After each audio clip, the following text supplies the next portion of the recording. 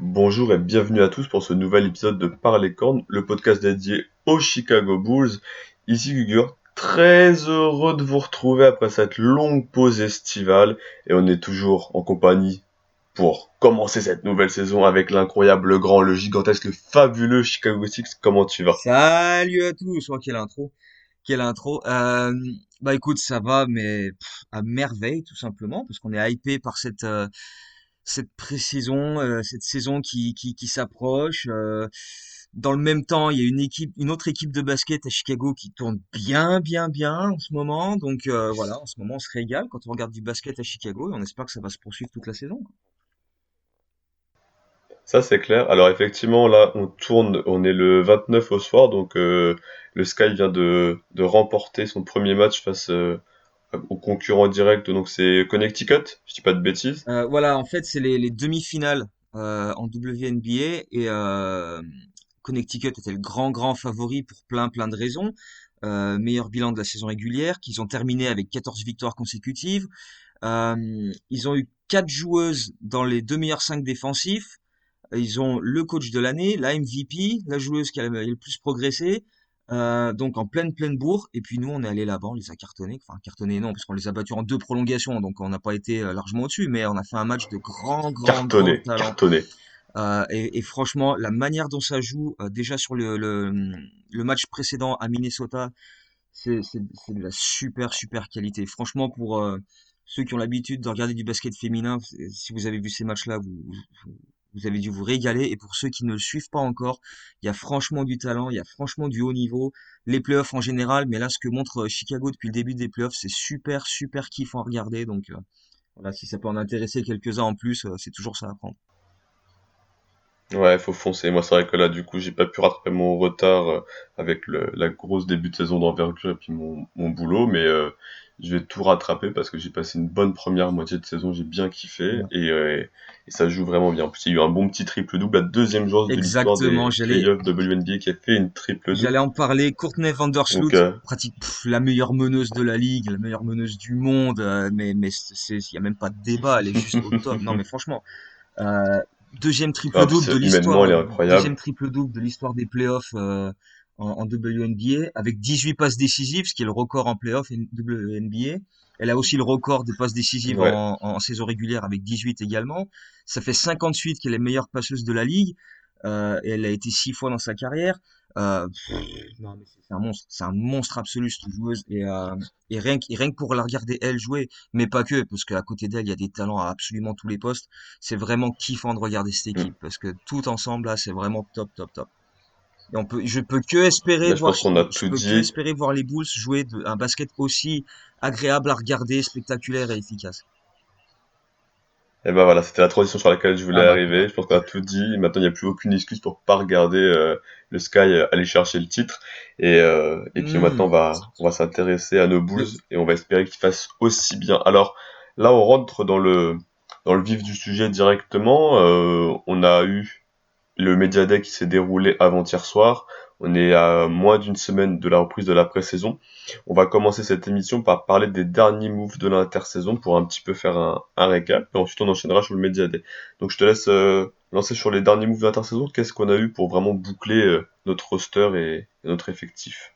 On a eu le départ de Laurie. C'était c'était ce Exactement. qu'on attendait, ce qu'on souhaitait, ce que lui aussi souhaitait. Donc finalement, on s'est tous mis d'accord. Et on a mis un deal en place avec 3 équipes. Et Laurie Markkanen termine finalement à Cleveland. Larry Nance part à Portland. Portland nous envoie Derrick Jones Jr. Et un premier tour de draft 2022 protégé loterie. Et on récupère également de C'est la part ça. des Cavs un deuxième tour en 2023.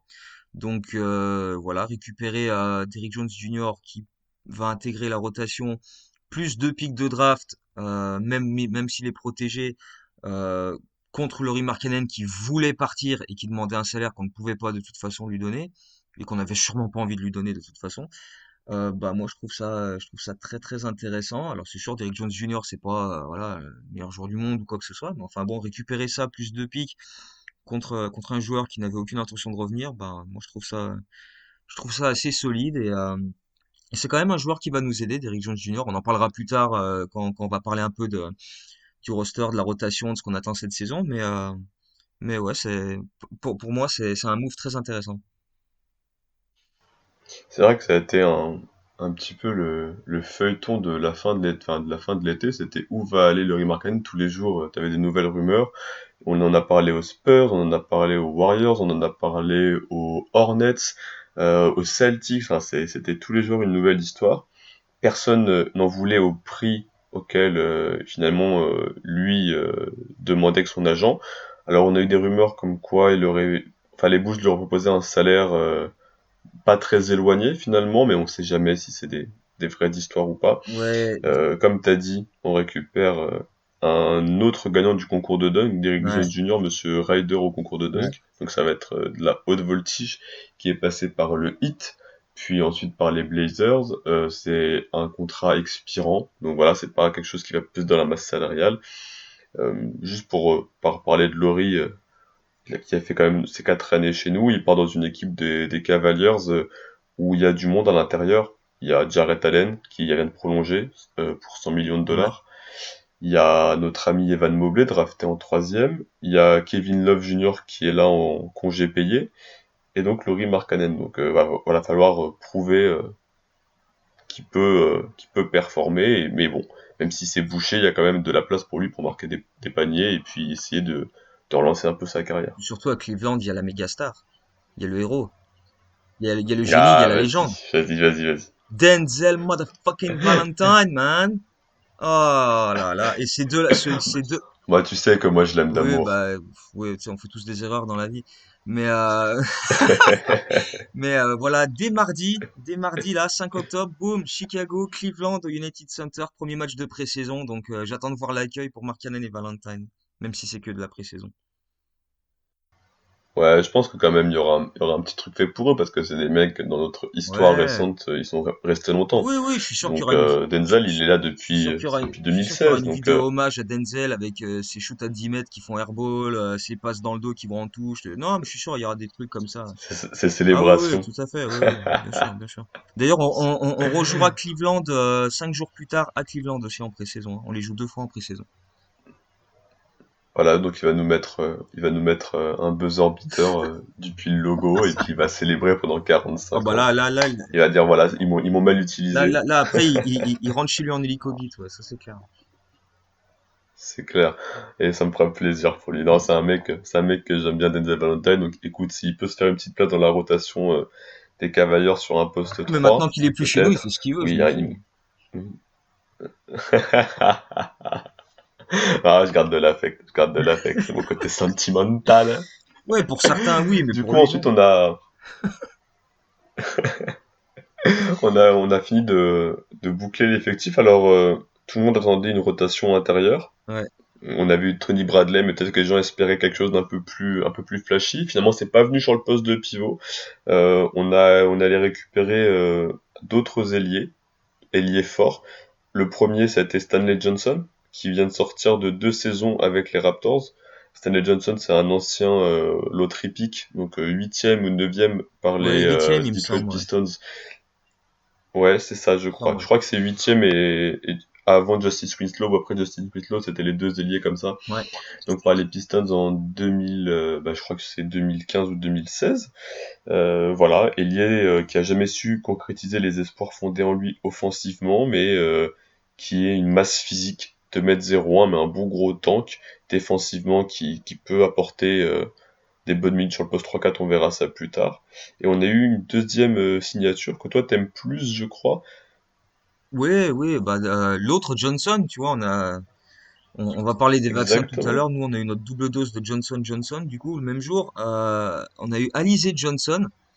Donc, Alizé pour remplacer Laurie, c'est pas mal aussi. Parfois, ça me fait Ah, marrer. je l'attendais. Mais voilà, un profil qui me plaît pas mal, parce que, pareil, intérieur, on va dire, de petite taille.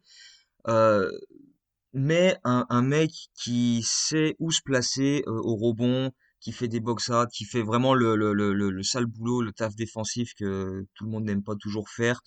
qui va aller lutter sur chaque rebond, qui est capable de mettre des points après en transition, en post-up, pourquoi pas, sur des petites séquences. Un profil qui, toute proportion gardée, me semble relativement similaire à Daniel Theis, c'est-à-dire un joueur finalement pas très grand, mais qui compense son manque de taille par beaucoup d'énergie, du placement, de la défense, enfin, et qui sait faire plein de choses pour justement compenser ce manque de taille. Ouais, c'est un joueur très puissant, Elijah Johnson. Il avait été drafté donc il y a 3 ans de ça par les Pacers, et puis l'an dernier il avait surtout brillé aux Nets, où il avait fait un très bon run de fin de saison Ouais. avec 10 minutes par match et beaucoup Je crois qu'il d'intensité, avait fait un match en 20 fort points, 20 rebondeur et rebonds, on un va. truc comme ça, sur les derniers matchs. Ah Ouais. ouais, c'est possible. Je me Mm, mm. rappelle pas de ça, mais c'est fort probable. Et ouais, on sait qu'il avait été très apprécié dans cet effectif-là. Comme tu dis, un vaillant comme Daniel Theis, alors il n'y a pas la distance, il n'y a pas le petit tir un peu Non, non. extérieur, là-dessus il va être limité. Mais bon, voilà, on sait que maintenant, on a une NBA où il n'y a plus forcément d'énormes intérieurs sur une rotation. Poste 4, peut-être tout petit 5, il peut être intéressant et il apportera, ouais, comme on dit, le boulot de col bleu, quoi. Des rebonds, des écrans, du box-out, des cris, de l'intensité, donc tout ce qu'on aime. Ça. C'est ça. Et ouais, pareil, ça on va y évoquer tout à l'heure quand on va revenir sur le roster et les projections sur la saison, mais je pense que défensivement, notre deuxième 5, il va être quand même solide. Ouais. Maintenant, la question c'est de savoir comment est-ce qu'on va réussir à alterner. On reviendra dessus tout à l'heure. Après, on sait, du coup, pour faire le point roster, qu'il nous reste encore la place dans l'effectif. Il nous reste de la place pour un two-way contract. Et puis tous les mecs qu'on vient de citer là à la fin, les contrats, c'est pas des contrats qui sont garantis. Donc Si, voilà, Alizé ça reste. Johnson a signé pour 2 ans et 3 millions Oui, 6, Alizé mais c'est Johnson, oui. Stanley Johnson, ouais, qui n'est pas garanti. C'est ça.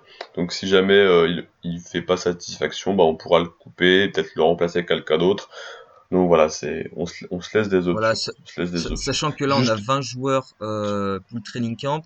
Donc il va y en avoir 15 pour le roster ouais, principal, 2 two-way, et je pense que les trois autres, on va les retrouver en G-League avec les Windy City Bulls s'ils trouvent pas de place en NBA d'ici là, quoi. c'est clair, c'est ce qui est plus probable, sachant que cette année on aura une vraie saison de Voilà, G-League, ouais. donc ça va être sympa. Juste avant de passer à la suite, toi, est-ce que t'es satisfait là de ce roster, sans parler de comment ça va jouer et tout? Est-ce que quand tu vois le roster et surtout les dernières additions, vu qu'on en avait parlé des premières grosses signatures la dernière fois, est-ce que tu te dis yes, c'est à peu près à ça que tu t'attendais, que tu voulais voir à la fin? Oui, bah de toute façon, on s'attendait à ce qu'il y ait des mouvements et il y en a certains qui ont surpris un petit peu, on les a pas vus venir, genre Caruso, mais qui font super plaisir. Alizé Johnson, ça me fait bien plaisir. Tony Bradley, j'ai quelques petits espoirs sympas en lui. Après, au-delà des noms, ouais, peut-être que j'aurais aimé un petit peu, au moins un gars en plus, un vrai 4-5, tu vois, 2 m 8, grosse barbaque, qui peut. Mais voilà, après on a des joueurs qui sont euh, avec des profils différents, mais capables de compenser ce manque-là. Donc après on reste sur on est dans la continuité de ce que Karnišovas a toujours annoncé depuis qu'il est là, c'est qu'il veut des joueurs versatiles, à grande envergure, capables de switcher, jouer et défendre sur plusieurs postes. Bah là, pratiquement toutes ces recrues-là présentent ce profil-là, hein. Tony Bradley, il a 2 m 26 d'envergure. Derrick Jones Jr., il a une énorme envergure, il a des super longs bras. Elijah Johnson, pareil. DeMar DeRozan, même si c'est pas forcément un excellent défenseur, il a une bonne envergure, il peut jouer 3-4. Euh, dans les profils, ouais, dans tout ce genre de choses-là, oui, je suis extrêmement satisfait. De toute façon, c'est simple. Tu prends le roster qu'on avait en début de saison dernière, tu regardes qui on a maintenant à la place.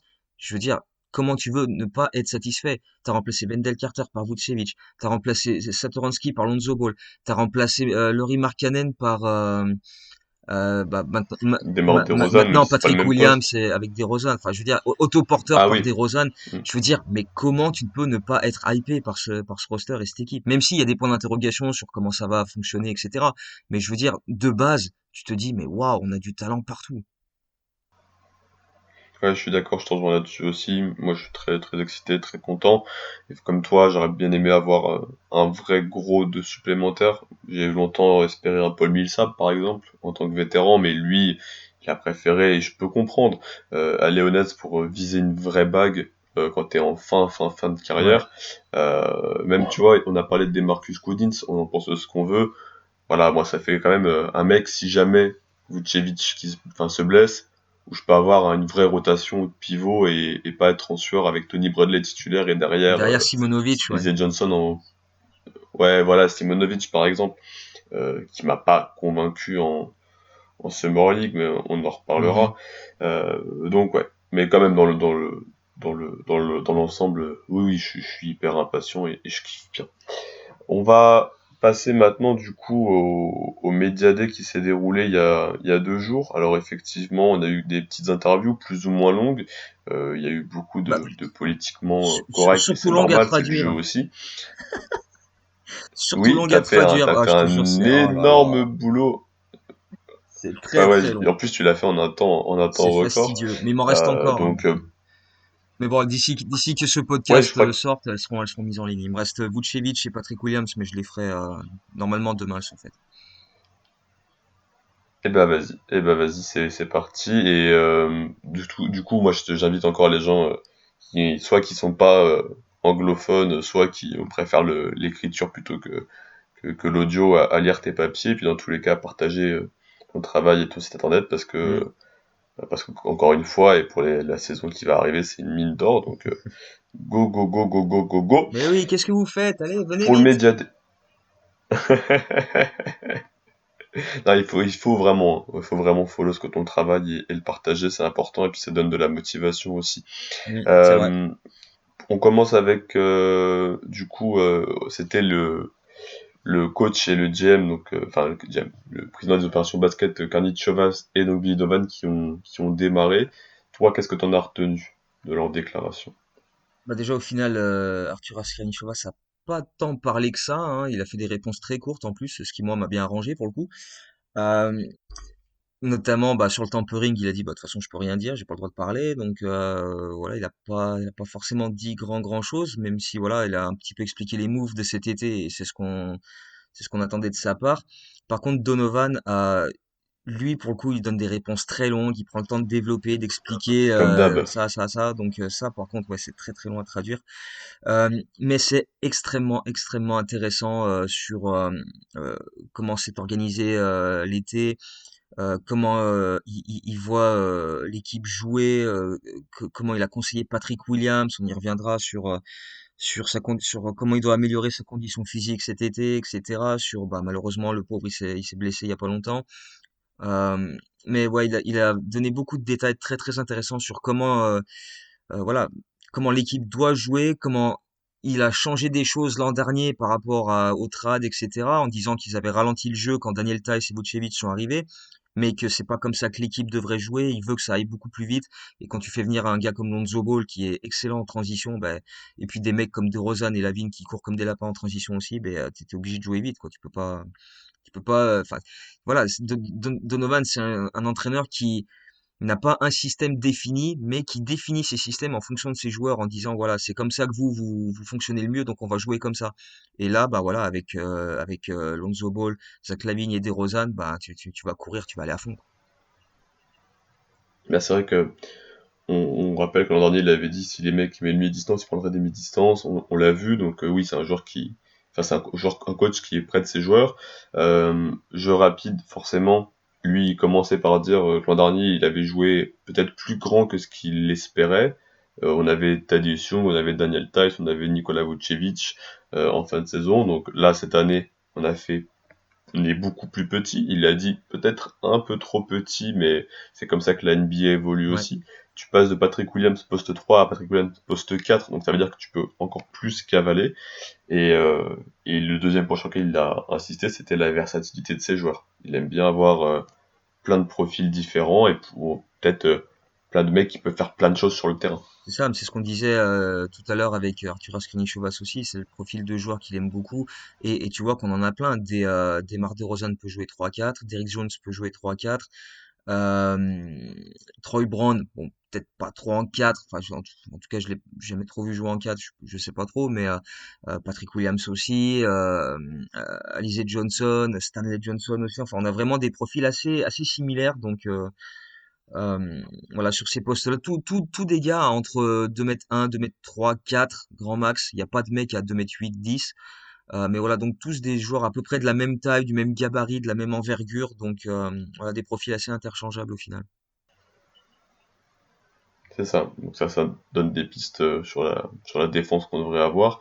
Euh, Maintenant, on verra comment il l'articule. Dans tous les cas, ce qu'on peut voir, dans les petites vidéos d'entraînement, c'est que les meneurs défendent sur des pivots et peu importe ton poste de base, en fait, tu vas devoir défendre tous les profils en training camp pour préparer justement la saison s'il y a beaucoup de Il switch va y qui avoir arrivent. beaucoup plus de switch, oui. Je pense que c'est ce qui est prévu de base. Et là encore, c'est euh, même chose que pour l'attaque. Donovan fait en fonction des joueurs qu'il a plutôt que de dire, bah voilà, moi je veux qu'on fasse comme ça et c'est comme ça. Parce que on l'a vu aussi l'an dernier, il a changé plusieurs fois ses schémas défensifs en fonction de, tu vois, en début de saison, quand il y avait Wendell Carter, on avait des couvertures différentes sur les pick and roll. Après, on a modifié ça parce qu'on prenait beaucoup de 3 points qui n'étaient pas contestés. Alors du coup, on a fait en sorte que les mecs sortent sur les shooters à 3 points, mais du coup, après, on prenait des palettes de points à On a l'intérieur. ouvert. Donc c'était un petit peu, voilà, on fait comme ça, sachant que ben, de l'autre côté, on se fera punir. Mais voilà, c'est donc du coup, c'est une question d'adaptation. On a quand même fini 12e au defensive rating et je pense qu'on est capable de faire au moins aussi bien cette saison, avec quand même beaucoup de nouveaux joueurs. Ouais, il y a beaucoup d'inquiétudes sur la défense des Bulls, on fera un paragraphe dessus. Néanmoins, faut rappeler quand même que l'an dernier, notre équipe, elle avait pas pu faire d'entraînement collectif après l'arrivée de Vucevic, entre Un autres. seul, ouais, Il y avait eu c'est ça, il y avait eu les déplacements, il y avait eu la crise sanitaire, il y a ensuite il y avait la blessure de Zach, fait que les mecs pouvaient pas s'entraîner ensemble. Là, il y a un vrai training camp. Vucevic, c'est la première fois qu'il fait un training camp entier avec le coach. ouais, L'an dernier, pareil, le coach, quand il était arrivé, c'était crise sanitaire, etc. Donc, on n'avait pas eu de Summer League, on n'avait pas eu tout c'est ça. ça. Donc, voilà, là, on a une vraie préparation collective et c'est pour ça que je suis pas du tout inquiet pour la suite. D'ailleurs, un anecdote qui est pas inquiet pour la suite, c'est Demar DeRozan qui a Oh. lâché une phrase qui maintenant va falloir assumer. Il nous a lâché, Monsieur Demar, c'est peut-être l'équipe la plus talentueuse dans laquelle j'ai jamais joué. Et Vucevic a dit ça également juste un peu après. Donc, bah écoute, on va prendre ça pour argent comptant et se dire, bah écoute, parfait, nous ça nous va, hein, ça nous va parfaitement. Maintenant, bah c'est sûr qu'il faudra le montrer sur le parquet. Ils ont quand même, à part cette déclaration que je trouve justement paradoxale parce que la plupart des autres déclarations était bon, on sait pas trop ce qu'on est capable de faire parce qu'on s'est pas encore entraîné ensemble, on va attendre de voir, trouver les automatismes et tout. Et puis bah derrière ils te disent ça, donc du coup ouais c'est un petit peu paradoxal, mais moi je demande qu'à les croire. Hein. DeRozan a joué dans de super équipes à Toronto, Vucevic a eu des équipes à Orlando où ça allait en playoff, même si c'était pas contender, mais tu vois ça allait quand même en playoff, donc c'est toujours mieux que ce qu'on avait dernièrement. Donc, ma foi, s'ils nous disent, eux, que l'équipe actuelle est meilleure que ce qu'ils ont eu quand eux, ils étaient à Toronto ou San Antonio et Orlando, ben, moi, je prends sans problème et avec grand plaisir. Et ça rejoint un peu ce que dit Karditchevas, on est là pour gagner. Ouais. Donc voilà, les mecs arrivent dans une situation où ils ont choisi de venir. Alors Vucevic, non, c'est un transfert, mais ils sont plutôt heureux. DeMar il a choisi de venir ici, dans un stade de leur carrière où on se rapproche peut-être plus de la fin que du début, donc on va chercher peut-être plus des résultats collectifs. Et ça montre que Chicago est une équipe ambitieuse. Et nous, ça faisait longtemps qu'on n'avait pas pu l'avoir, donc là-dessus, on ne peut être que satisfait. Ouais. Est-ce que tu veux rajouter quelque chose sur les déclarations de Demar DeRozan et Vucevic ou on enchaîne avec nos derniers Ouais, gars? il y a un truc que DeRozan a dit qui m'a énormément plu, euh, parce que bah moi je le sais, donc quand tu vois les joueurs qu'il découvre, c'est toujours sympa. Il a parlé qu'il était à Chicago ces derniers jours, semaines, etc. Et il disait qui voyait à quel point les fans dans la ville étaient à fond derrière toutes les équipes sportives de la ville, même si elles sont dégueulasses comme les Bears qui sont nuls à chier, les Cubs qui tankent à mort. Euh, il disait, voilà, toutes les équipes sportives de la ville, les mecs, ils en sont, mais ils sont amoureux de ces équipes-là, ils sont passionnés, ils sont à fond derrière. Et il disait, quand tu es sur place, tu te rends plus compte que quand tu viens jouer et que tu repars le lendemain, tu vois, t'es pas trop dans cette, enfin, tu le remarques pas vraiment, c'est pas ça qui te saute aux yeux. Et il disait, quand t'es à Chicago, que tu vas dans les restos, etc., les types, ils sont vraiment à fond derrière leurs équipes. Et ça, Chicago, c'est vraiment une équipe, enfin, une ville de sport, mais de tous les sports, quoi. Il y a une grosse culture basket, mais voilà, en termes de baseball, de hockey sur glace, etc., c'est très très fort aussi, quoi. Et moi, je le sais, tu vois, je le sais, mais de voir des joueurs le dire, ça me fait plaisir. En plus, on parle de DeMar DeRozan qui Oui, a joué à Toronto, qui était la seule équipe du Canada. Donc, énorme engouement pour le sport et pour le basket sur cette équipe-là. Et aux Spurs, où pareil, c'est une ville, San Antonio, où tu as que le basket. Donc, il connaît bien quoi les villes, bon, après, les villes fans de leur ah, franchise. Et s'il les met à la même, tu vois, s'il dans la même considération, c'est vraiment que ça cartonne bien. ouais, après au Canada, ils ont le hockey sur glace dont ils sont, mais pour eux là-bas, c'est Ah le oui, sport truc, sport national par excellence. Donc oui, oui, c'est clair que voilà, comme tu dis, de voir des joueurs comme ça parler comme ça de Chicago, c'est toujours super plaisant, quoi. Et c'est pareil, c'est le genre de truc que bah voilà, des joueurs libres plus tard peuvent entendre et se dire ah ben tiens, tu vois, pourquoi pas aller à Chicago, quoi. je pense que c'est un peu l'ambition. Et puis on sait que les joueurs ils discutent Bien entre eux. sûr. Donc, voilà, si on rend le projet attrayant sexy, on rappelle que c'est vraiment, moi je la compte que comme la vraie première année du projet Karničovas Billy Donovan, vu que l'an dernier c'était une saison où on a cassé au milieu pour justement avancer et vraiment une situation sanitaire très très particulière. Donc je la compte vraiment en vraie première année. Et on sait qu'on vise peut-être pas le titre cette année, mais voilà, on met les grosses fondations pour que d'ici 2, 3, 4 ans, on soit un contender très très sérieux. Oui, voire même plus rapidement que ça, Et hein. ça passe, oui, même plus rapide. On l'espère, mais ça c'est mon côté, tu vois, où j'essaie de contrôler mes émotions, mais voilà, Mais non, oh là là, c'est si bon, on les va être joueurs parlent champion, on positivement du sait. projet, C'est bon, on va gagner le titre. allez, donnez-nous le Voilà, c'est titre, bon, donnez-nous c'est le titre fait, ça. directement. Non mais si voilà, si les joueurs sont satisfaits par le projet sportif et parlent aux copains en disant viens jouer à Chicago, tu vois peut-être qu'un jour les Bulls ils seront aussi une équipe qui sera considérée lorsqu'il y aura les baillottes insupportables là en février, des mecs qui ont des contrats max et qui diront ouais peut-être que bon je veux bien jouer à Chicago aussi en fait pour le minimum. Voilà, c'est on espère rentrer dans cette catégorie là quoi. En parlant d'un autre joueur qui a bien modifié son corps, il y a Lonzo Ball qui lui est arrivé et on voit qu'il y a un peu de soulagement de son côté. Il nous a dit dès le début, je vais enfin pouvoir redevenir un meneur plus traditionnel. Ouais, voilà, il a dit les deux principales raisons pour sa venue à Chicago, c'est que ben c'était euh, la, la principale équipe intéressée pour le faire venir. Il y en avait d'autres, mais c'était les Bulls qui étaient vraiment insistants, vu que ça avait déjà failli se faire en février. Et le fait que bah voilà, il peut jouer comme il sait le faire. Et c'est vrai que parfois à New Orleans, il était un petit peu pas bridé, mais enfin disons quand il jouait un rôle qui n'était pas forcément là où il est le plus à l'aise. C'est-à-dire que c'est pas lui qui remontait la balle, qui mettait les choses en place, mais il était plus une sorte de deuxième arrière, spot-up shooter, et c'est pour ça qu'il prenait 8 tirs à 3 points par match. Je pense pas qu'il en prendra autant cette saison, mais voilà, vraiment un meneur créateur, organisateur qui va voilà, a- apporter la vitesse, imposer le tempo, et puis aussi faire des différences défensives de l'autre côté, prendre le meilleur arrière adverse, switcher et prendre un peu les bigs. Comme tu disais, il défendait sur Vucevic dans les vidéos qu'on a vues des Bulls sur ses premières images du training camp. J'ai de gros espoirs en Lonzo et ouais, je pense que lui aussi est très très motivé pour montrer que voilà, ce qu'il a fait à New Orleans dans un rôle qui n'était pas forcément le sien, bon bah voilà, il l'a fait parce qu'il fallait le faire, mais si tu lui donnes les clés du camion, il est capable de très très bien le conduire. Yes, bah effectivement, à New Orleans, il était derrière, il y avait Eric Bledsoe, t'avais Brandon Ingram qui créait beaucoup balle en main, t'avais Zion Williamson qui donne balle en main, t'avais beaucoup derrière, etc.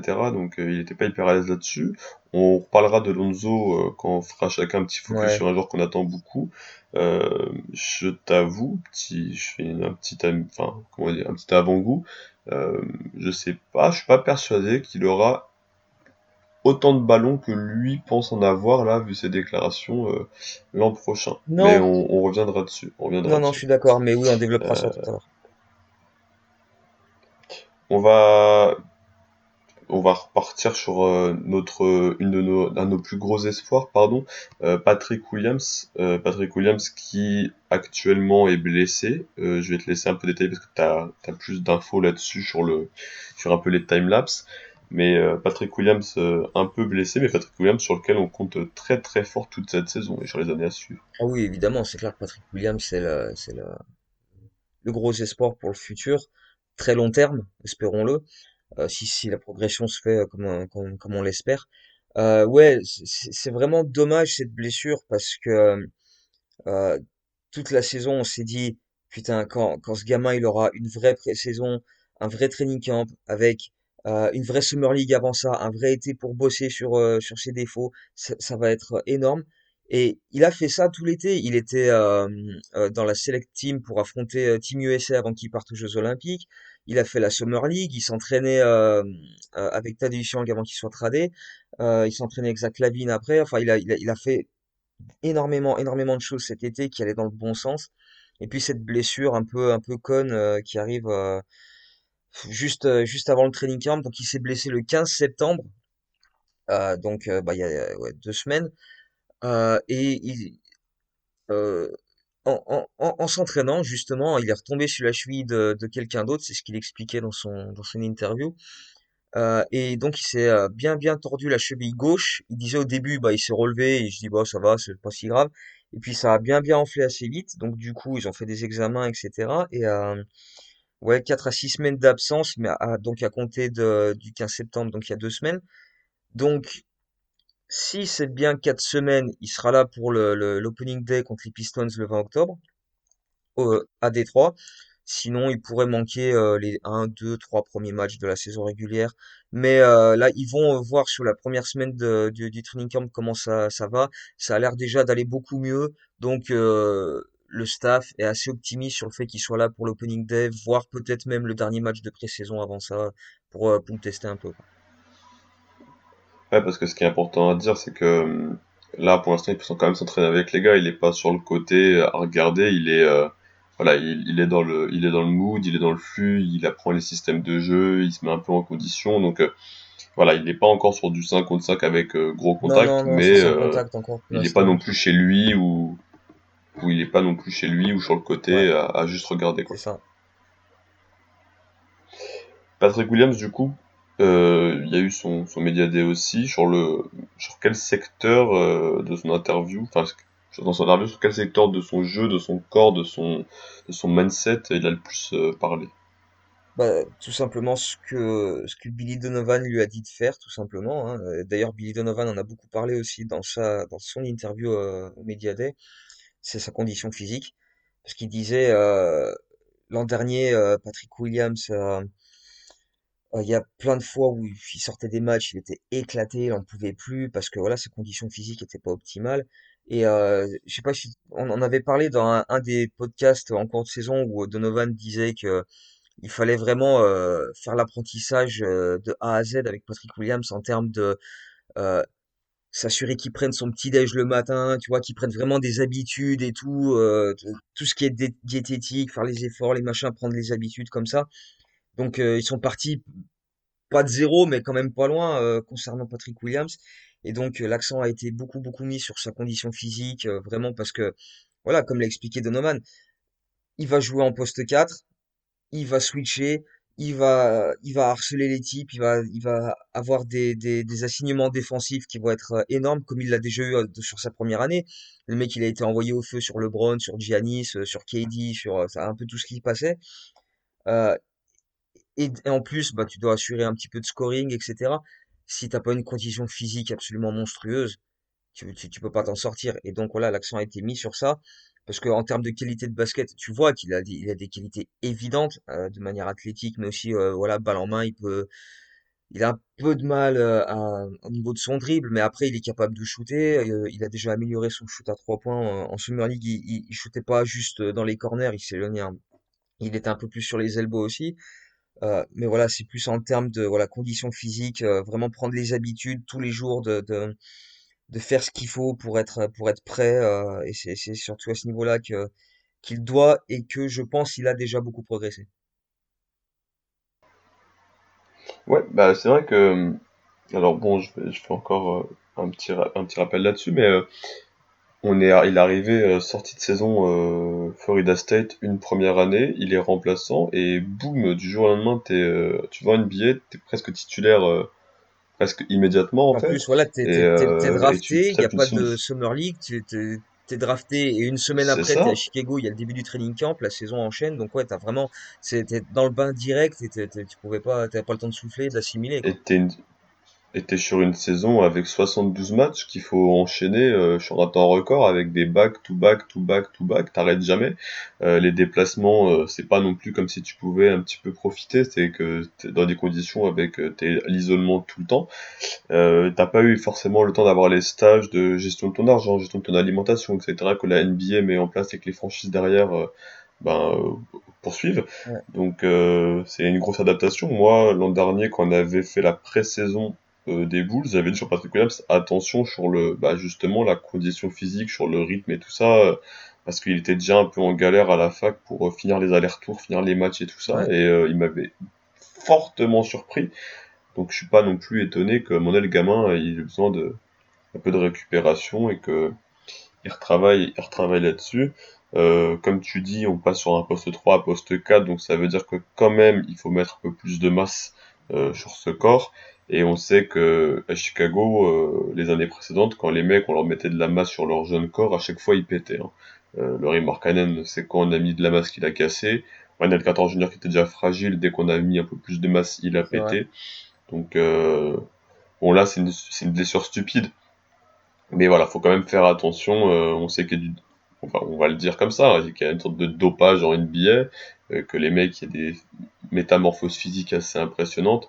On parle de gamins de 19-20 ans, voilà, va falloir y aller doucement. Y aller doucement avec Patrick D'autant Williams. qu'on a déjà vu à la Summer League qu'il avait bien pris des épaules, des bras, qu'il est déjà beaucoup plus tanké. Donc ouais, c'est vrai que c'est des transformations qui sont non seulement impressionnantes, mais surtout soudaines, quoi. T'as l'impression qu'en l'espace de 4, 5, 6 semaines, les mecs ils prennent un volume monstrueux, quoi. Et donc c'est difficile pour le corps pour s'habituer à chaque fois, quoi.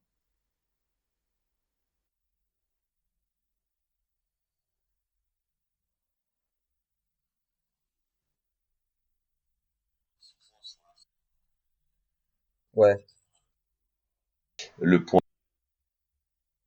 on sait que pour pouvoir jouer, en tout cas, pour pouvoir jouer à l'extérieur, il va falloir être vacciné. Alors Karničovas, il a fait une petite déclaration, il n'a pas été dans le plus net. Qu'est-ce qui en est ressorti? au moment quand t'as dit point blessure, j'ai cru que t'allais parler de Kobe White. Mais parlons des vaccins, oui, bah Ah non. pour Karnichova, ça a vraiment pas dit grand-chose, tout simplement. On lui a posé la question, est-ce que toute l'équipe est vaccinée? Il a dit pas à 100%, mais on s'en rapproche. Donc voilà, après ça veut un peu tout et rien dire. On sait pas, voilà, est-ce que 80% c'est on s'en rapproche? Oui. Est-ce que 90? On sait pas. Il n'y a pas de chiffres à proprement parler. On sait pas qui est ou n'est pas vacciné. Et de toute façon, ben ni les Bulls ni le reste de la ligue ne donnent les noms des joueurs, tu vois, de ceux qui ont leurs deux vaccins. Après, c'est à chaque joueur de dire un peu s'il a envie de le dire ou pas. Zach Lavine, on lui a posé la question, il a dit je garde ça pour moi. Donc voilà, chacun fait un peu, enfin, comme il veut, si on veut. Mais mais voilà, on n'en sait pas vraiment plus que ça au final. Ce qui est intéressant, c'est que la NBA a proposé de faire un vaccin obligatoire pour les joueurs et le syndicat des joueurs a refusé. Ouais. Donc il n'y aura pas d'obligation de faire vacciner les joueurs. Par contre, un joueur qui n'est pas vacciné ne pourra pas jouer tout le temps. On sait que là, Andrew Wiggins, lui, s'est affirmé contre le vaccin, et ben voilà, il y aura la moitié de la saison. Alors je sais plus, je vais pas dire de bêtises si c'est des matchs à domicile ou à l'extérieur qui jouera pas. Mais dans un des deux cas de figure, voilà, il y aura des matchs qui jouera pas à cause de ça. C'est quand même un problème quand dans ton équipe, si tu as un joueur dont tu sais déjà la moitié de la saison, tu pourras pas l'aligner, quoi. C'est surtout quand c'est un gros Ouais. titulaire. Donc bon, pour nous, on va voir. Normalement, s'il dit que l'objectif, enfin, qu'on n'est pas 100%, c'est quand même que l'objectif ce soit 100% début de saison. Il n'avait pas l'air particulièrement inquiété là-dessus, donc on devrait normalement avoir tous nos gars de dispo pour pouvoir jouer tous les matchs lorsqu'il n'y aurait pas de pépin physique. Donc hein, on va l'espérer. Bah, de toute façon, Euh, si s'il y en a un qui a pas ces vaccins, qui veut pas les faire ou quoi, on le saura très vite, hein. c'est ça, à la semaine prochaine. Voilà. Euh, on va du coup partir sur le point suivant. Alors oui, il y a blessure de Kobe White et ça va être un peu le moment de rentrer là-dedans puisque on va faire les rotations. Alors on va donner nos 5 titulaires probables, sachant que chez les Bulls il n'y a pas trop de surprises. Et ensuite on va partir sur les joueurs qui vont être dans la rotation, quel rôle ils vont avoir et ce sera aussi l'occasion de répondre à quelques questions qui nous ont été posées sur Twitter. Donc bah, je t'en prie, je te laisse donner ton 5 majeur et je pense qu'on aura le même. Et puis ben si jamais on a un petit désaccord, on en parle. Toi c'est pourquoi pour toi c'est quoi le 5 majeur qui doit démarrer lorsque tout le monde est en forme? Moi, je pense que le 5 de départ, il s'impose de lui-même. J'ai pas l'impression qu'il y ait une véritable concurrence à un poste en particulier. Je pense qu'on va clairement partir sur du Ball, Lavine, DeRozan, Williams, Vucevic. Je vois pas qui sur le banc va contester un seul de ces gars-là. Euh, D'accord. Donc, enfin, pour moi, le 5 de départ s'impose de lui-même. Là, après, Patrick Williams est blessé. Je pense que sur les premiers matchs, c'est ça qui va être intéressant, c'est de voir comment, du coup, on va modifier ça. Billy Donovan, on lui en a un petit peu, on lui a posé la question au Media Day. Il a dit, bah, faut voir, il y a plein d'options. DeRozan a joué en 4 avec les Spurs. Il peut y passer du temps. Il peut jouer avec trois arrières et mettre Caruso dans le 5 de départ. À voir comment ça va se dérouler à ce niveau-là. Mais je pense que le 5 de départ, quand tout le monde est en forme, il est assez clair. Ouais, je suis d'accord avec toi, on a les mêmes mecs. Maintenant la question, on va se dire, allez, rotation à 10. Ouais. D'accord, on va pas faire des fantasy 12-13. On va préciser que peut y avoir des questions de match-up et que peut-être certains profils joueront ou joueront pas, mais si tu dois mettre 5 remplaçants, là actuellement tu mettrais qui?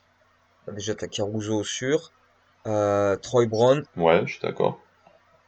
Troy- Ok, sur un poste plutôt 2-3. Ouais, 2-3. Ouais, ouais, plus 2-3 que 3-4. Ouais. Après, Mhm, Alizé d'accord. Johnson, Derrick Jones, Tony Bradley. Et ouais, là, ça fait 10. Allez, un petit Javonte Green, histoire de faire 11. Mais je pense que il y a des joueurs comme Ayo Dosunmu et Marco Simonovic qui vont avoir du mal à gratter des minutes, surtout au début. Après, ça va évoluer au fond dans la saison avec les blessures, les rotations, les méformes, etc. Mais je pense qu'au début, ils vont avoir du mal à enchaîner les minutes sur le parquet. Alors là, dans les mecs que t'as dit, parce que les auditeurs ils se disent, tiens, il a oublié un gars, ils sont un peu en panique. T'as pas parlé de Kobe White. Kobe White, du coup, Bah, Kobe White, quel oui, parce que rôle? pour Est-ce l'instant, que il est tu... blessé. Oui, oui, mais effectivement, que Kobe White, une fois il sera revenu et qui sera à 100%, bien entendu qu'il est dans la première rotation et qui sera un élément important qui va jouer des minutes, ça c'est clair. Là, pour l'instant, bah, bah, est-ce que tu veux que je développe sur parlons sa un peu. blessure ou Bah, c'est ce que j'allais te dire. Parlons un peu de Kobe White parce que, alors oui, en fait, on a appris qu'il était blessé il y a pas si longtemps que ça. Par contre, on a des nouvelles plutôt encourageantes sur Kobe White là, actuellement. Ouais, donc il s'était blessé à l'épaule gauche en juin, donc pas longtemps après la fin de notre saison régulière, il y avait encore les playoffs à ce moment-là. Et c'est vraiment dommage, c'est vraiment dommage parce que voilà, on se disait avec un vrai été, lui aussi, la saison dernière, bah, il avait pas pu euh, trop bosser avec le training camp, etc. On l'a mis dans un rôle très différent qui lui convenait pas. Là, on se disait avec un vrai été pour continuer sa progression, et puis là, ben c'est la barrière quoi. C'est ben non, tu peux pas bosser cet été, tu peux pas forcément améliorer les trucs sur lesquels on voulait que tu bosses. Donc c'est un petit peu dommage. Opération à l'épaule gauche, ils annonçaient entre 4 et 6 mois. Les dernières nouvelles sont plutôt bonnes. Il fait des trucs sans contact. Il est capable de prendre un petit peu de shoot, mais sans trop forcer non plus sur son épaule gauche. Euh, il a bossé sa condition physique. On l'attend pour début novembre. Donc ouais, c'est juste dommage qu'il puisse pas faire la pré-saison avec les autres pour développer des automatismes, etc. Et qu'il ait pas pu bosser cet été sur son jeu, quoi. Ça, c'est vraiment un point noir. Ouais, ça c'est chiant. Euh, Maintenant, pour un peu parler de lui, de son rôle, il va avoir un rôle quand même qui va être bien différent cette année. Alors l'an dernier, on a essayé d'en faire un meneur, créateur, playmaker, balle en main. L'expérience, du coup, a pas été un franc succès, il faut le dire. Ouais. Moi, j'y croyais un peu plus. Et puis finalement, maintenant, ça a pas concrétisé. Cette année, on nous pose la question sur Twitter, est-ce que quel rôle il va avoir et est-ce que ce sera encore un boost à la trade deadline? Moi, je pense qu'il va avoir un rôle très important parce que si tu regardes le reste des joueurs qui composent le banc, qui va scorer? Hmm. Caruso, il peut mettre quelques Ouais, points c'est ça, c'est par-ci le seul. par-là. J'attends une sorte de step-up de Troy Brown, par exemple. Mais je veux dire, c'est pas des mecs qui vont signer, tu vois, je sais pas, 12, 15, 16, 18 points par soir en sortant du banc. Le seul qui est capable de le faire, malgré qu'il soit très irrégulier et pas toujours avec les shoots les mieux pris, bah c'est Kobe White. Il aura un rôle de scoreur en sortie de banc, de dynamiteur de défense adverse, qui va être précieux parce que bah je vois pas qui d'autre sur le banc est capable d'assurer ça de manière régulière. Ouais, je suis assez d'accord, je pense que c'est à peu près le seul. Alors du coup, on espère que Billy Donovan il fera pas des rotations binaires, on va en parler après, qu'il va pas faire 5 titulaires, 5 défenseurs, enfin 5 titulaires, 5 défenseurs, hein, 5 remplaçants comme il a pu C'est un le faire lapsus parfois révélateur dans quand des même. grosses équipes notamment. Ouais, c'est un lapsus révélateur, ça c'est clair que on a des dogs hein, sur le banc. Mais voilà, Oklahoma City, ça lui avait été reproché de faire souvent voilà 5 titulaires, puis 5 remplaçants, puis 5 titulaires. Euh, Kobe White, il devrait normalement tout le temps jouer avec un Lonzo Ball, avec un DeMar DeRozan, avec un Zach LaVine qui aura le ballon dans leurs mains. Et du coup, on voit bien un rôle de deuxième créateur, spot-up shooter sur un poste 2 et qui est là pour mettre du punch, pour faire rentrer des points. Euh, Maintenant, sur combien, si on doit estimer un temps de jeu à peu près, Caruso il vient pas là pour jouer non plus 8 minutes. C'est-à-dire que Kobe White, l'an prochain, il pourrait jouer 15, 16, 18 minutes maximum. Bon, ça, je sais pas, parce qu'après, Billy Donovan aime beaucoup faire ça, c'est mettre des line-up à trois arrières. Tu peux parfaitement Mhm, avoir Ball, Caruso, White en même temps sur le parquet, avec avec mhm. White qui profite ben, du mouvement de balle, de screen de la part des autres pour se libérer des shoots. Je vois pas ça comme quelque chose de vraiment problématique. Mais j'aime bien, je m'imagine l'association Caruso-White en sortant du banc plutôt intéressante et assez complémentaire. Donc j'ai pas particulièrement de soucis à ce niveau-là. Il faudra juste que Kobe revienne en bonne forme. Ça va lui prendre un peu de temps parce que voilà, encore une fois, pas de pré-saison, pas de training camp, donc c'est un petit peu compliqué pour lui. Pareil au niveau de son adaptation avec les autres, de comment voilà tout le monde va jouer, parce qu'il faut quand même rappeler qu'on a 9 nouveaux joueurs dans le roster. Donc c'est maintenant que les automatismes se développent et c'est dommage que White soit pas là pour ça. Mais après, une fois qu'il sera habitué, etc., genre, ben, s'il revient début novembre, ça va lui prendre un peu de temps. Mettons décembre, je pense qu'à partir de là, il va être capable d'avoir un rôle vraiment important, d'assurer un scoring régulier et d'être aidé par ceux qui sont autour de lui parce que il sera entouré de bons défenseurs. Et je pense aussi, tu vois, tu disais, s'il doit être autour d'être sur le parquet avec soit Ball, soit Lavine ou DeRozan à côté de lui, je vois bien, ouais, DeRozan passer du temps avec avec les remplaçants, tu vois, pour lui aussi apporter du scoring et être un petit peu plus caché en défense aussi. Ouais, ok, ok, bah écoute, moi ça me plaît bien comme plan, et puis j'espère que ça va bien se passer. Pour répondre à la question est-ce qu'il peut se faire trader, de toute façon je pense qu'il est pas intouchable. Non. Maintenant il coûte pas cher, Il y a effectivement déjà eu beaucoup de mouvements dans l'effectif, comme tu l'as dit. On va peut-être changer un peu de stabilité. Donc voilà, je pense qu'il sera encore là après la trade deadline. Maintenant, si s'il y a une offre un peu immanquable, voilà, peut-être il peut faire partie d'un deal. Préciser vite fait que les Bulls ont activé son option pour l'année prochaine déjà, ce qui sera Bien sa sûr. quatrième et dernière année de son contrat rookie. Même chose pour Patrick Williams, hein, celui Mhm. ce sera sa troisième année. Euh, non, comme tu l'as dit, personne, enfin, je sais pas si personne n'est intouchable, mais en tout cas Kobe White ne l'est pas. Ça dépendra tout simplement de ses performances aussi, hein, si s'il revient en décembre et même en se disant bon bah voilà il a manqué la pré-saison etc. Il manque d'automatisme tout ça. Si au bout d'un moment on voit que ça le fait pas, oui il faudra penser à un move, mais je pense qu'on n'en est pas encore là. On va attendre de voir comment il revient de sa blessure, comment il s'adapte au nouveau système, à ses nouveaux coéquipiers. Il y aura une décision à prendre en février, mais voilà, il y a beaucoup de choses à observer d'ici là avant d'avoir un avis définitif. Non, c'est clair. Et puis bon, je pense que, pour boucler sur le sujet, que si jamais il y a un transfert, c'est peut-être plus à la demande de Kobe White et de son Oui, je agent pense pas. que forcément des Oui, Bulls. oui, je pense pas que les Bulls cherchent Parce, impérativement à parce s'en que, débarrasser non plus, non. Ça c'est sûr. non, non, et ça coûte pas cher, c'est un scoreur, mais voilà, Kobe White, peut-être que lui, enfin, en tout cas, il a le potentiel, il a le talent pour peut-être être plus qu'un remplaçant dans une équipe.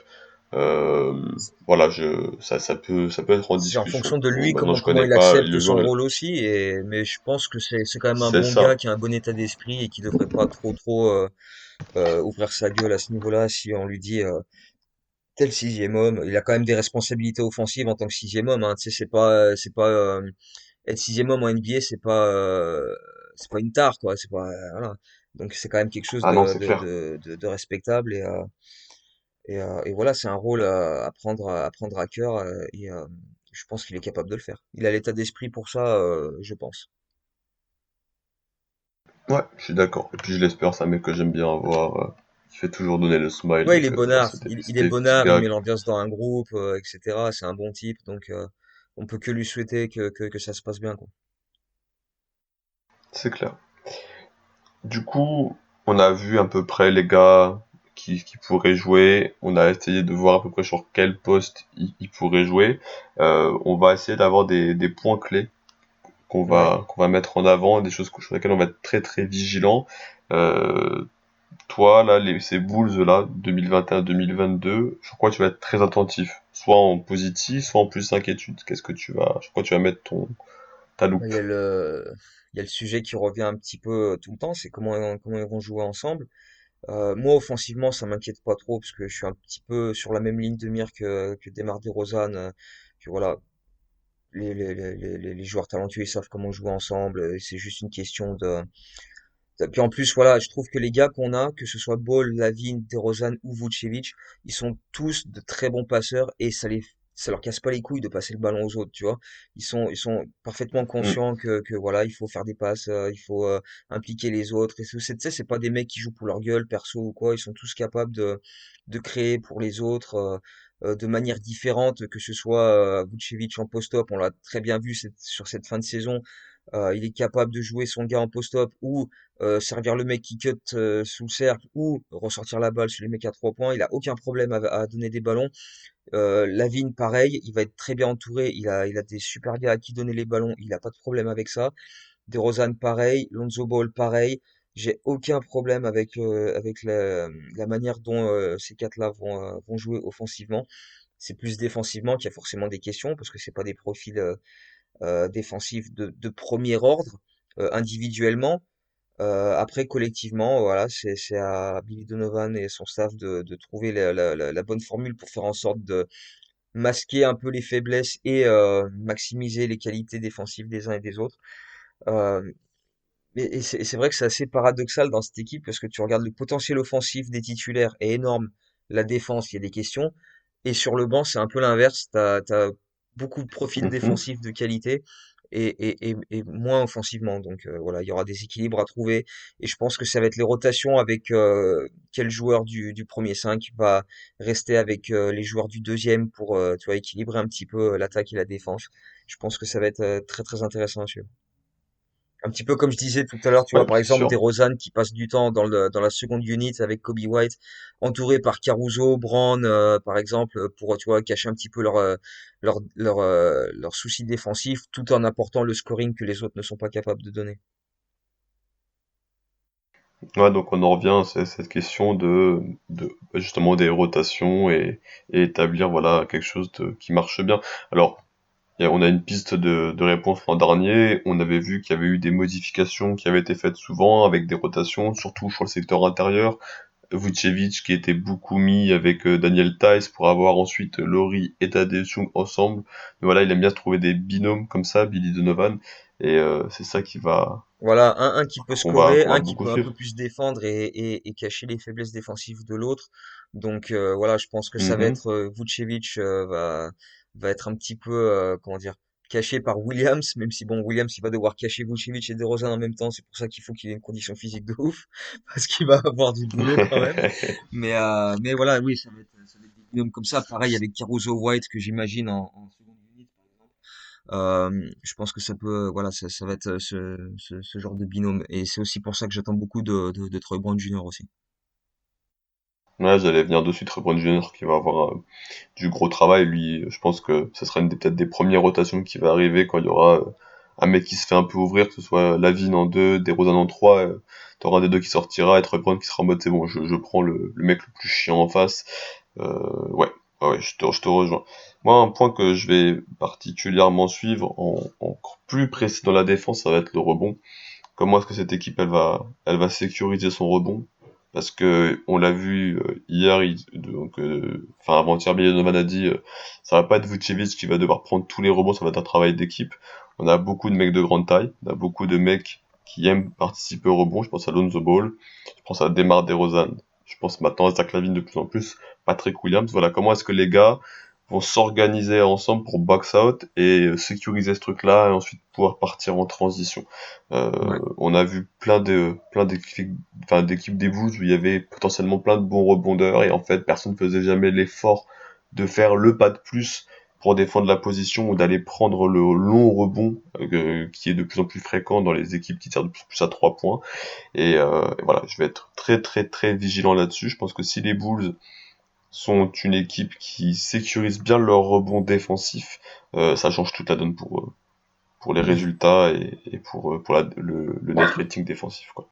Bah, totalement, totalement. Alors moi, je sais que je suis old school pour le dire de manière assez euh, tranquille, mais ouais, moi, j'adore les équipes qui sont combatives au rebond, tu vois, qui font ces efforts-là. J'ai toujours considéré le rebond comme un élément essentiel du jeu pour gagner des matchs, tout simplement. Le rebond, la défense, tout Mhm. ça. Euh, ouais, voilà, c'est ce que Donovan l'a dit en conférence de presse. On a des arrières qui sont de bons rebondeurs. Il a cité Lonzo Ball, il a cité Zach LaVine qui progresse à ce niveau-là. Troy Brown, justement, est un bon rebondeur aussi. Et il a également parlé, comme tu Mhm. l'as dit, des longs rebonds. Et c'est ce qui est de plus en plus fréquent avec les équipes qui shootent de plus en plus à 3 points. Donc c'est, voilà, être attentif sur ça, être vraiment à l'affût, aller chercher ces ballons-là, les 50-50, comme ils disent et si tu arrives à sécuriser cela et en plus faire les box-out sous le cercle, t'as quand même de grandes chances de faire de très très bonnes choses. Mais voilà, comme il a dit, ce sera un effort collectif et le banc aussi devra apporter ça. Et je pense que voilà, Bradley, Alize Johnson sont capables de faire ça sous le cercle et à l'extérieur, Caruso est capable de prendre des rebonds, Troy Brown aussi. Bien sûr. Donc ça va être à surveiller, mais j'ai pas de grosses inquiétudes. C'est sûr qu'il faudra quand même que les mecs se donnent, mais voilà, je suis quand même assez positif à ce niveau-là. T'es assez Ouais, confiant. ouais, relativement confiant. Ouais. Ok. Ouais, je suis assez d'accord avec toi. Je suis assez d'accord avec toi. Avant de mettre en exergue à chacun un joueur pour lesquels on va être très vigilant, toi, est-ce qu'il y a un point peut-être où là, t'es un peu moins optimiste? Parce que la défense, tu nous disais, voilà, va falloir avoir une adaptation collective, mais tu croyais que ça pouvait bien se passer, mais il y a un truc où tu te dis, ah, franchement, je pense que ça, toute l'année, ça peut être une difficulté. Est-ce qu'il y a un truc qui te vient en tête? Ben, La défense quand même, parce qu'il il y a quand même Ouais, des questions qui restent en suspens, donc ça va se régler là. Enfin, ils vont essayer de régler ça au max pendant les prochaines semaines. C'est à ça que sert le training camp aussi. Voir comment, voilà, ils bien vont. sûr. C'est une question d'état d'esprit et d'attitude. Hein. Si les mecs se pointent tous les soirs en se disant bon allez, on va faire les efforts. Voilà, ça passera. Tu vois, c'est un peu comme les rebonds. Hein. La défense, c'est une question d'état d'esprit et d'attitude plus que de qualité De volonté. athlétique même si ça aide évidemment, mais voilà, il faut avoir l'envie de s'y donner. Et ouais, voilà, ça va être euh, pour ressortir une quote que Billy Donovan avait donnée l'an dernier. Il avait dit en début de saison, c'est bien que les gars soient tous excités au training camp et tout, mais quelle excitation ils auront en février quand il y aura tu vois, une série de trois quatre défaites de Trois suite, ou défaites à de l'inverse suite, quand ouais. tu vas gagner quatre cinq matchs de suite et pas tu vois prendre le melon et partir en vrille. Voilà, c'est voilà Mhm. l'état d'esprit et l'attitude tout au long de la saison, comment on va être voilà, comment on va gérer les moments de moins bien, comment on va gérer les moments où on va enchaîner les victoires pour pas, tu sais, prendre la grosse tête, pas se griser, etc. Donc voilà, c'est un petit peu ça. Je sais pas si c'est vraiment un gros point noir, un gros point d'interrogation, mais je suis curieux de voir comment ça va se dérouler, comment on va gérer les événements, parce que maintenant, en plus, on a des objectifs clairs, annoncés, on veut aller en playoff. Si on commence, tu vois, à Mhm. avoir trois, quatre défaites par-ci par-là, est-ce que ça va commencer à se prendre la tête un peu, à dire ouais, mais toi tu fais pas les efforts défensifs, etc. Je vais surveiller ça, ouais. Ok, bah écoute, on se rejoint. Moi, c'était vraiment effectivement sur la mentalité des joueurs. Est-ce qu'on a une équipe de guerriers? On a une équipe de talentueux, on a une équipe avec des mecs qui ont marqué des points, une équipe avec des jeux complémentaires. Voilà, moi, il va me manquer un peu peut-être tu vois, le mec, vraiment le vrai leader qui gueule et qui dit putain, allez, vas-y, on se bouge le cul, c'est maintenant. Ça, je suis pas sûr de l'avoir sur mon 5 majeur. J'ai plein de gars sur le banc, des guerriers, mais j'en ai pas forcément assez dans le 5 majeur pour l'instant. Voilà, ça, je vais être très vigilant. Est-ce qu'il y a un gars qui va pouvoir peut-être, voilà, s'élever un peu plus Il faudra un et step-up. taper du poing sur la Il faudra un table? step-up clair Ouais, de Zach LaVine, par exemple, mais j'imagine bien Lonzo Ball un petit peu comme ça quand même. Peut-être pas de manière folle, ok. mais je le vois bien être ce Mais plus mec-là qui donne général. un peu la voix et qui va dire bon les gars là défensivement faut quand même faire autre chose quoi. D'accord, ok. Bah justement, on va passer sur nos joueurs passifs et comme tu m'as lancé sur celui que j'avais Mais choisi, oui, on va je partir suis en là-dessus. mode Lonzo Ball, je fais la passe décisive, tu vois. Bien joué, belle transi. Team play. Donc ouais, Lonzo Ball, c'est le joueur que j'ai vraiment envie de suivre cette saison. Lonzo Ball qui était très convoité depuis longtemps, puisque d'ailleurs ça nous met dans la merde pour Tom Perring. Euh, Lui dit il va revenir à un rôle de point guard, donc de mélange de jeu plus traditionnel. Et bah, je vois Zach Lavine, et je pense pas qu'on va lui enlever non plus tant le ballon des mains que ça. Je vois Demar DeRozan, qui est quand même un créateur balle en main. Je vois un Vucevic qui aime bien avoir des rôles, enfin un rôle à la Jokic entre guillemets, où il fait un peu tour de contrôle. Et je sais pas si, hors transition, Lonzo Ball, il va vraiment être, voilà, j'ai la balle, pick and roll, et j'annonce les plays. Et là-dessus, du coup, je suis un petit peu, j'ai un peu d'interrogation, quoi. Toi, tu penses quoi du rôle de Lonzo Ball l'année prochaine? Non mais ouais comme tu le dis, il sera le meneur de jeu et le principal playmaker malgré tout, mais euh, ce sera clairement pas la seule option. Et d'ailleurs, ça aussi, ça a été dit par Karnišovas et Donovan. Je crois que c'est Karnišovas qui l'a dit. On a beaucoup de ball handlers dans le 5 de départ. Ça nous donne plus de solutions et ça donne des problèmes aux équipes adverses pour s'adapter sur les match-ups. Tu peux pas cibler un gars, quoi. Si tu cibles Zach LaVine, DeRozan, il t'éclate. Si tu cibles DeRozan, c'est Vucevic qui te défonce à l'intérieur. Euh, Hmm. donc voilà, je pense que ça va être un petit peu, comment dire, dilué, c'est-à-dire que un coup ce sera Lonzo Ball qui va remonter la balle, qui va monter les systèmes, des fois ce sera Zach LaVine, des fois ce sera DeRozan. Euh, de toute façon, tu peux pas jouer avec un seul système, une seule manière de faire, donc les Bulls vont varier les options au maximum. Des fois DeRozan sera beaucoup impliqué, des fois ce sera Lonzo Ball qui le sera et DeRozan un peu moins. Euh, voilà, comme ils l'ont dit aussi, il faudra faire des sacrifices et voilà, tu sais très bien que ce sera pas toujours Lonzo Ball qui va remonter la balle et mettre les choses en place. Mais c'est aussi pour perturber l'équipe adverse et je pense que les joueurs en sont conscients. Ok, ok. Bon bah écoute, moi j'espère que Lonzo Ball, enfin, qu'il est conscient que peut-être parmi les plus sacrifiés du 5 majeur, ce sera un des principaux, c'est par rapport à ce que lui attendait de base. Mais il y en a un deuxième qui va devoir faire peut-être de gros sacrifices sur le développement balle en main, et c'est le gars que t'as choisi, notre ami Patoche, Patrick Williams. Ah, j'ai choisi Patrick Williams? Non, j'ai pas choisi Patrick Williams, moi. Non, T'as pas choisi Patrick Williams? Eh ben voilà, bah tu vois, tu me ruines tout.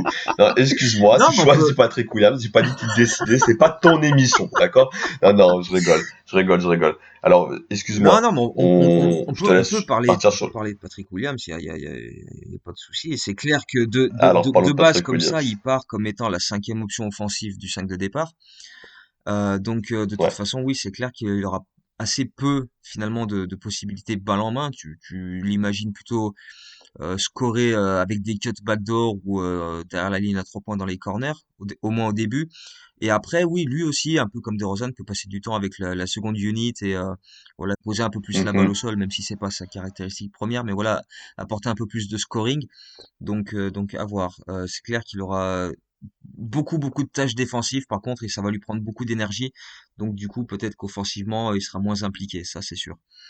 Mais après non, moi le gars que j'avais en tête, c'était Troy Brown Jr. Je l'ai dit au moins déjà Vas-y. 10 fois dans le dans, dans le pod. Donc ouais, c'est un joueur que je kiffe énormément. J'adore son énergie, j'adore ce qu'il est capable de faire sur un terrain avec son envergure, sa défense, son placement, parce qu'il a une intelligence défensive qui est vraiment intéressante.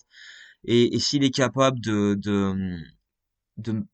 poursuivre sa progression en termes de shoot, parce que je trouve qu'il a un shoot à 3 points pas dégueulasse. Je pense qu'il est, voilà, s'il arrive à apporter un peu plus offensivement tout en étant encore très solide défensivement, ce sera un vrai plus et vraiment un mec très important dans nos rotations. Ouais, alors on rappelle que Trey Brown Jr. avait joué meneur de jeu un petit peu avec les Wizards avant de plus du tout être utilisé par Scott Brooks, ce génie. Donc là, bon, il aura pas forcément beaucoup d'options balle en main, mais comme tu le dis, s'il peut améliorer l'efficacité de son tir, on prendra. Et mec que j'aime beaucoup aussi, et lui, il va aussi manger des missions défensives. Franchement, je l'envie pas, quoi. Parce qu'on va lui dire, tu rentres sur le terrain et à chaque fois, tu vas te taper Ouais, le tu vois le grand meilleur gars attaquant là-bas, va possible. dessus. C'est ça. Mais chef, c'est Kevin Durant. Va dessus.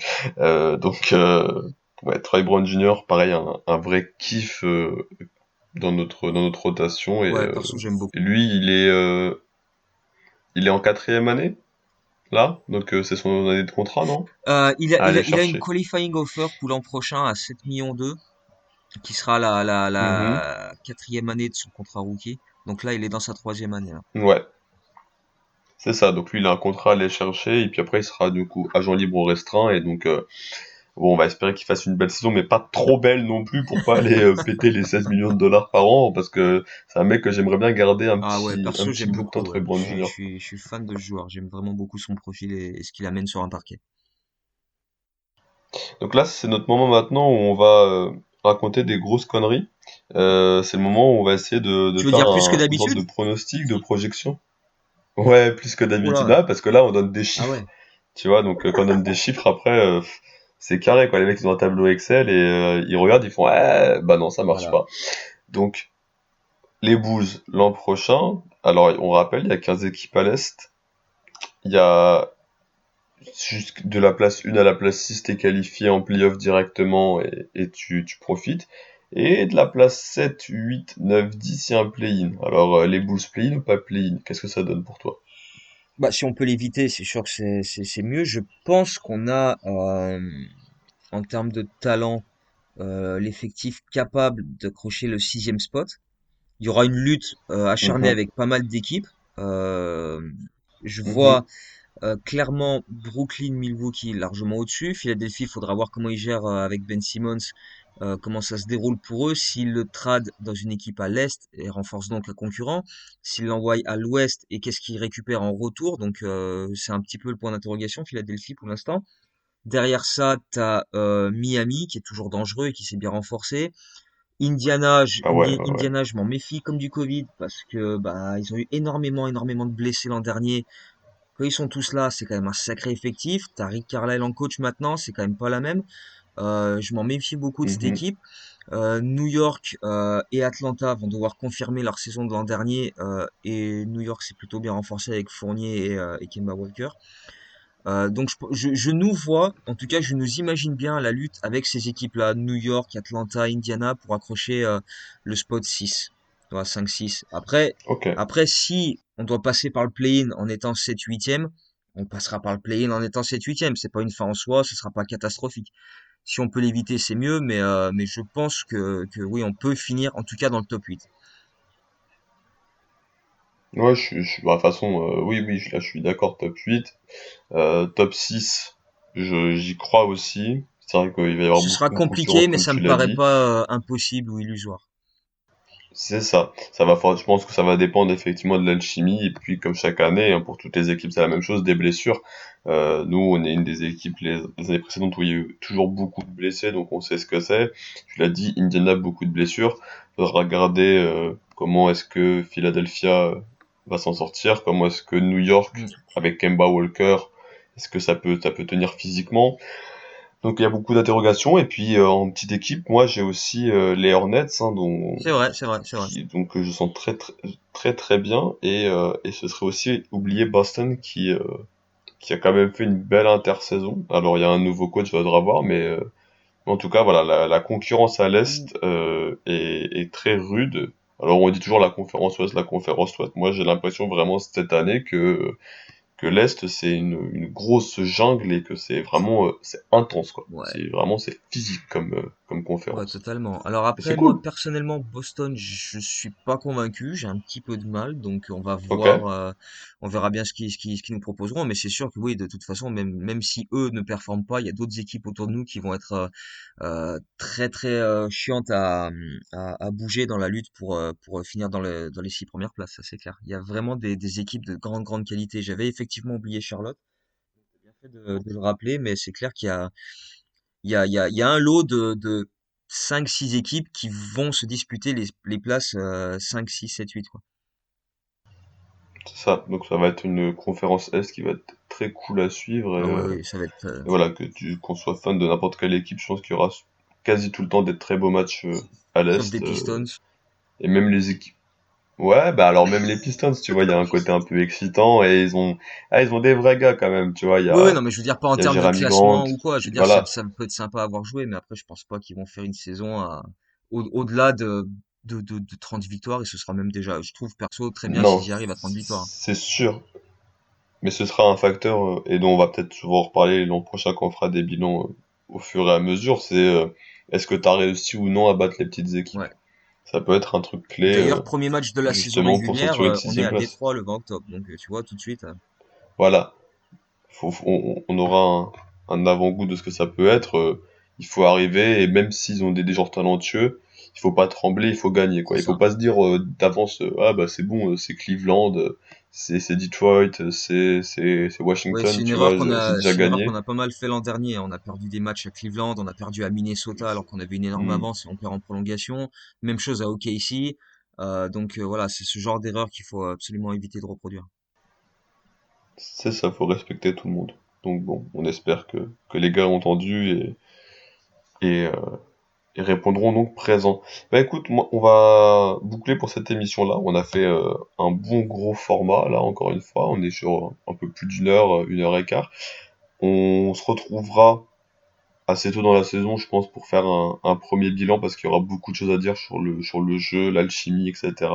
Ouais, Et puis, ben, je vais inviter les auditeurs à suivre ton travail, parce que tu te donnes à fond là pour couvrir en ce moment tout ce qui se passe, les traductions, le training camp, le Media Day, tout ça, à suivre du ouais. coup le Sky qui peut aller au bout. Et puis Ouh, n'hésitez ça va pas être à nous chaud quand filer même. tous les retours Je possibles. l'espère de tout mon cœur, mais ça va être chaud quand même parce qu'il faudra surtout pas sous-estimer Connecticut pour le reste de la série. Ils vont rebondir, c'est clair et net. Donc faut se méfier quand même. C'était un super match hier soir pour mener 1-0 dans la série, mais ça va être quand même très compliqué parce qu'ils sont vraiment forts. Ouais, mais